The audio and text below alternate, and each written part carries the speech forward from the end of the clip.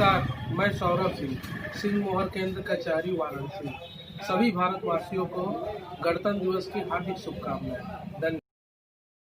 कोई नहीं देता है और महिला कहाँ जाए, तो इसलिए सरकार की जिम्मेदारी बनती है उस कानून में कि उस महिला के रहने की भी व्यवस्था करे, उसे खाने की व्यवस्था करे और उसको न्याय दिलवाए। ये कानून का फायदा है। अगर किसी भी महिला के साथ होता है तो वो महिला उसमें जा सकती है। दूसरा है वर्ग है आपको पूरा सहयोग देने के लिए। आपका केस भी कानून जो कानून जाएंगी केस में, वो केस भी सरकारी वकील लड़ेगा। आपको पैसा खर्च करने की जरूरत नहीं है। आपके ऊपर चोट है तो वो भी सरकारी लोग उसका इलाज करवाएंगे, उसमें भी पैसा खत्म नहीं होगा। आपको रहने के लिए व्यवस्था नहीं है। अब भैया कभी कभी होता है ना, यहाँ जो हम लोग जिस देश में रहते था, इसीलिए ये कानून आया। अगर आपका बॉस ही क्यों ना हो, आपका पार्टी का बड़ा से बड़ा नेता क्यों ना हो, लेकिन आपके ऊपर अगर गंदी नजर डालता है, आपके साथ छेड़ने के लिए ज्यादा से ज्यादा बाहर निकलेंगी। और हो रहा है, परिवर्तन हो रहा है, ऐसा नहीं कि परिवर्तन नहीं रहा, थोड़ी गति स्लो है, क्योंकि सदियों का ये बनाया हुआ नियम कानून जल्दी बदलता नहीं है। एक आदत है ना, हम लोग जैसे महिलाएं हैं, अब देखिए साड़ी पहनते हैं हम लोग। क्या कहना है?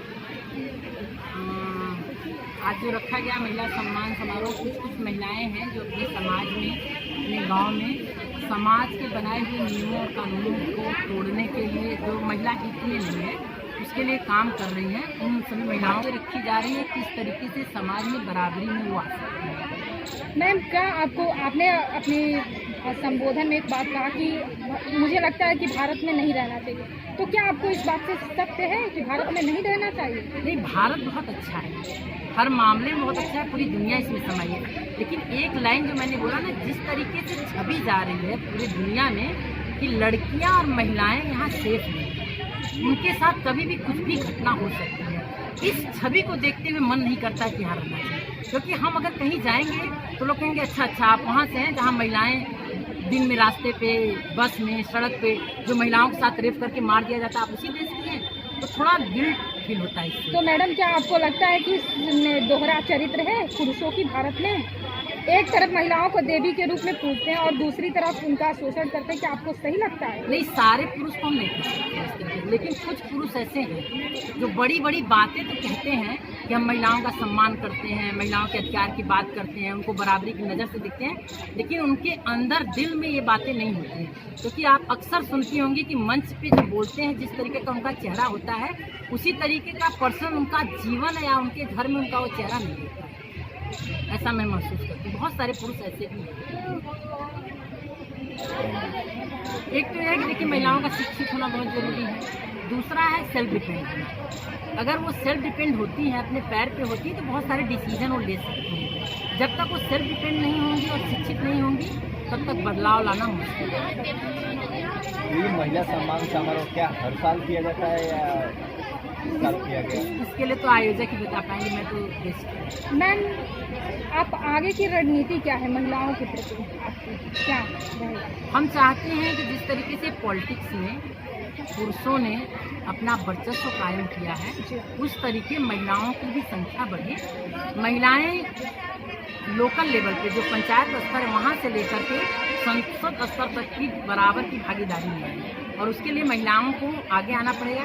क्योंकि नीतियाँ बनाना और नीतियों को लागू करने में भी महिलाओं की भागीदारी है, सिर्फ काम नहीं करना है, हमको नियम कानून बनाना भी और उसको लागू भी करना है।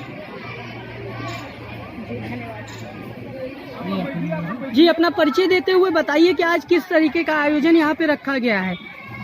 मेरा नाम ममता पटेल है। मैं राष्ट्रीय पूर्वांचल एकता पार्टी राष्ट्रीय महिला अध्यक्ष हूँ। आयोजन क्या रखा गया है यहाँ आज नारियों के सम्मान में और नारियों के ऊपर हो रहे अत्याचार शोषण के विरुद्ध आप लोगों ने क्या उद्देश्य रखा है इस कार्यक्रम को करने का? मैं लोगों को जागरूक करती हूँ, हर क्षेत्र में, हर गांव में जा जाके लोगों को जागरूक करती हूँ कि आप लोग पे हो रहे शोषण को आप लोग आवाज़ उठाइए, एक साथ मिलकर। पूछिए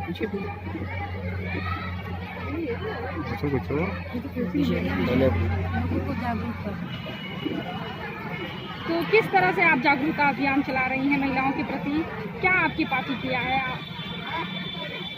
यहाँ पे मैम हम हम लोग महिला सम्मेलन के नाम से कार्य कर रहे हैं ना, हर गांव में हर जगह पे जाके यहाँ पे पार्टी। ओके, बहुत बहुत धन्यवाद मैडम।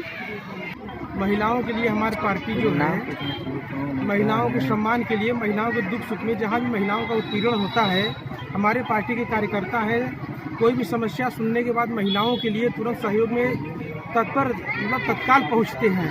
आज इस कार्यक्रम का रखने का उद्देश्य क्या रहा है? इस कार्यक्रम का रखने का उद्देश्य है, हमारे राष्ट्रीय महिला न्याय मोर्चा के राष्ट्रीय अध्यक्ष बहन ममता पटेल जी हैं, हर वर्ष ये कार्य करती रहती है महिलाओं के सम्मान में। तो महिलाओं के सम्मान के लिए इनका विचार आया कि नहीं, कार्यक्रम होना चाहिए। महिलाओं को जो भी पीड़न समस्याएं हैं, जो सही बात बतानी चाहिए, हम लोग बताने का काम करेंगे। उसके बाद हमारे साथियों ने मिलकर इतना शानदार कार्यक्रम कर रहे हैं, जो कि ये हमारे टीम के कार्यों का योगदान रहा है कि जो आपके बीच में कम से कम हजारों की संख्याएं में माताएं बहनें आपके बीच में उपस्थित हैं। न्याय मोर्चा किस तरह से कार्यरत है जमीनी स्तर पर महिलाओं के हित में? महिलाओं के हित में हमारी बहनें जो हैं, हमारे टीम के कार्यकर्ता जो हैं, लगे हुए हैं। गरीबों जिनको किसी प्रकार का कोई मतलब जानकारी नहीं रहती है, आवास के लिए हमारे टीम के लोग जाकर घर घर जाकर आईडी प्रूफ लेकर उनका आवास का फार्म भरवाने का काम करते हैं। बहनें जो पढ़ नहीं पाती हैं, फ्री में सिलाई सिखाया जाता है। और कई ऐसे प्रशिक्षण है जो हमारे तरफ से, हमारी ममता बहन जी की तरफ से फ्री में महिलाओं के लिए, बच्चियों के लिए कार्यक्रम किया जा रहा है। मतलब जो गवर्नमेंट की योजनाएं हैं उसमें आपकी भागीदारी रहती है? जी जी, गवर्नमेंट की जो भी योजनाएं होती है, हमारे टीम के लोग लग कर, मतलब सोशल वर्किंग, समाज सेवा, न्याय का यही मतलब होता है कि जो बहनें, जो गरीब परिवार से लोग मिलान करते हैं, जिनको अज्ञानता है, जिनको ज्ञान नहीं है, हम सरकारी योजनाएं उनके घर तक, उनके पास तक पहुंचाने का काम करते हैं। जो घरेलू हिंसाएं होती हैं उसमें आपके मोर्चा का क्या रोल होता है? किस तरह से वो न्यायिक प्रक्रिया में किस तरह से उनको न्याय दिलाते हैं?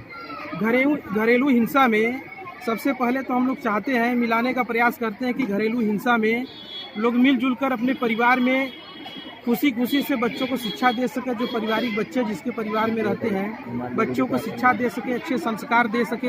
हम लोगों को प्रयास होता है, हम लोग बैठकर अपने तरीके से जो न्याय होता है, न्याय हित के जनहित में, परिवार हित में ही काम करने का प्रयास करते हैं। जैसा कि आप इस मोर्चे में किस पद के अधिकारी हैं आप, और क्या उद्देश्य रहता है संगठन को आपका?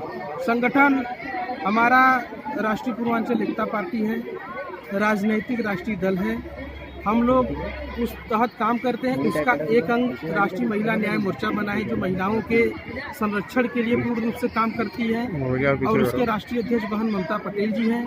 हमारे टीम के जितने भी साथी हैं, न्याय मोर्चा के लिए, महिला न्याय मोर्चा के लिए भी लगे रहते हैं। और जो पुरुषों को जो भी समस्याएं होती हैं, हम लोग जो भी दिक्कतें आती हैं समाज में, हम लोग हमेशा उसके लिए तैयार रहते हैं। समस्याओं को भाई हल किया जा सके, दूर किया जा सके। ठीक। ऐसे में यदि आपकी पार्टी को कोई भी, क्या राजनीतिक में भी जा सकती है आपकी पार्टी इसको लेकर? जी जी जी, बिल्कुल। तो क्योंकि सरकारी योजनाओं, क्या सरकार के लोग ही बात मानते हैं, जो राजनीति में रहते हैं, जो प्रतिनिधि रहते हैं, उन्हीं लोगों को बात मानते हैं। तो मजबूरन हम लोगों को राजनीति करने के लिए मजबूर हो रहे हैं। इसमें आने वाले विधानसभा में क्या आपकी पार्टी अहम भूमिका निभा सकती है? बिल्कुल बिल्कुल, हम भूमिका निभाएगी। आने वाले समय में हो सकता है 2022 में हमारी पार्टी जहाँ रहेगी वहाँ सरकार बनाने का काम करेगी। क्या भारतीय जनता पार्टी हो या ओम प्रकाश राजभर जो अपना पार्टी जो बनाए हुए हैं उसमें हो, इसमें आपका किस तरीके से? अभी हमारा डिसीजन नहीं कि हम किसके साथ रहेंगे। आने वाला वक्त और समय बताएगा कि हम किसके साथ रहेंगे या किस अकेले चुनाव लड़ेंगे।